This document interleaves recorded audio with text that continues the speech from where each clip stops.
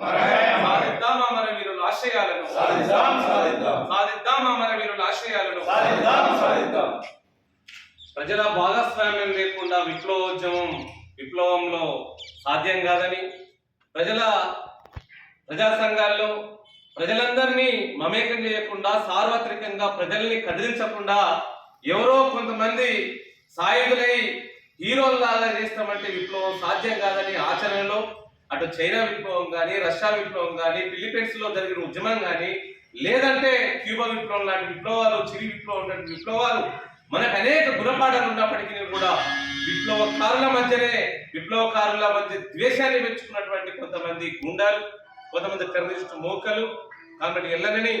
1991 December 16న ఆ చూడలేక ఓర్వలేక మట్టుపెట్టినటువంటి కాల్చబడినటువంటి స్థితిని ఈ ప్రజలందరూ, ప్రజాస్వామికవాదులు, విప్లవ మేధావులు, విప్లవం కోరుకునే సానుభూతి పరులందరూ కూడా ఖండిస్తున్నటువంటి విషయాన్ని మరోసారి స్పష్టం చేస్తూ, ఇప్పుడు ఆ కామ్రేడ్ ఎల్లన్న ఎప్పుడైతే 1990కి ముందే చెప్పినటువంటి విషయాన్ని విప్లవోద్యమంలో మావోయిస్టులుగా, పీపుల్స్ వార్ పార్టీగా ఇప్పుడిప్పుడు వాళ్ళ జ్ఞానోదయం అవుతున్నది. ఆ విప్లవోద్యమంలో ప్రజల్ని భాగస్వామ్యం చేయనటువంటి ఒక మాట రావటం, వాళ్ళు కూడా మాట్లాడుకోవటం, వాళ్ళు బయట చర్చించుకొని బయటికి రావటం అనేది స్వాగతించవలసిన విషయం.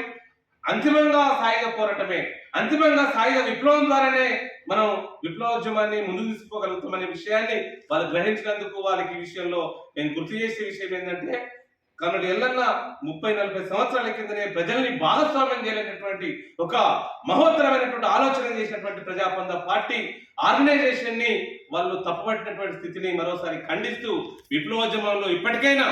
కలిసి వచ్చేటటువంటి విషయంలో, ప్రజా ఉద్యమంలో కలిసి రావాలని ప్రజాపందాగా, మాస్ లైన్ గా వాళ్ళని విజ్ఞప్తి చేస్తూ, అలాంటి దుందుడుకు చర్యల్ని స్వస్తు పలకాలని, టెర్రరిస్టు చర్యల ద్వారా విప్లవం రాదని తెలియజేస్తూ కామ్రేడ్ ఎల్లన్నకు జోహార్ అర్పిస్తా ఉన్నాం.